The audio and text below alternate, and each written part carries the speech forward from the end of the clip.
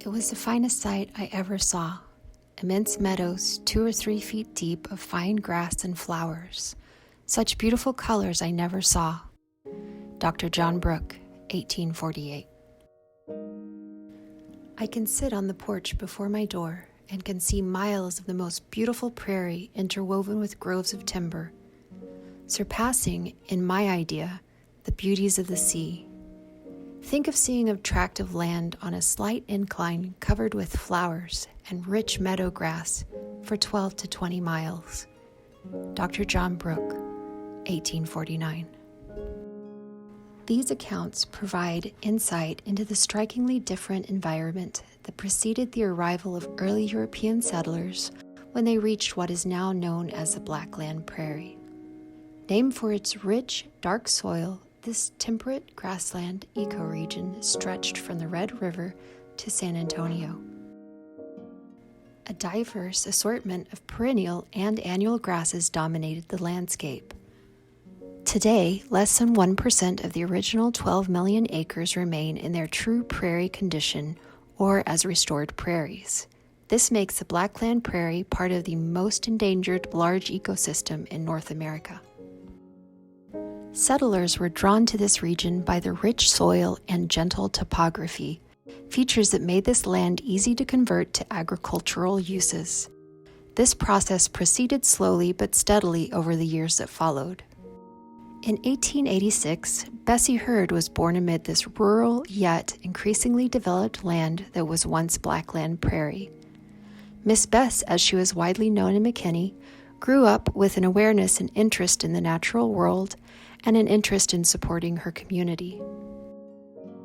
In her later years, she saw that too much land was covered in concrete. As the years passed, Miss Bess saw the encroachment of Dallas into the natural areas and didn't want the same thing to happen to Collin County. She wanted to preserve some land in its natural condition for future generations. She also needed display space for her collections.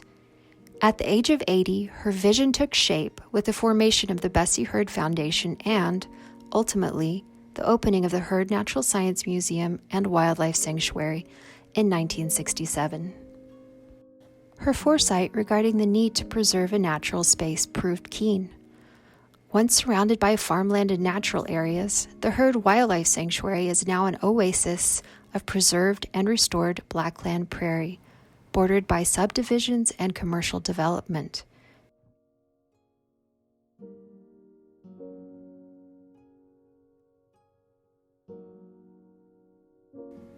Preservation of the Blackland Prairie is vital because native animals and insects lose the food and shelter they depend upon to survive. What habitat remains becomes increasingly fragmented. To continue to preserve native habitats, the Heard faces many challenges on our site. Invasive plant species often make their way in, crowding out and killing off native plants. Fire and large grazing mammals were essential to keeping out trees and other plants that would change the character of the habitats.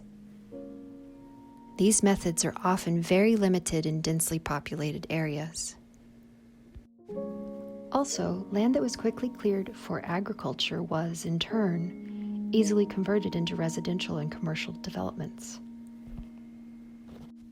In addition to preserving and continually restoring our Blackland Prairie habitats, the Heard's mission is to bring nature and people together to discover, enjoy, experience, restore, and preserve our priceless environment.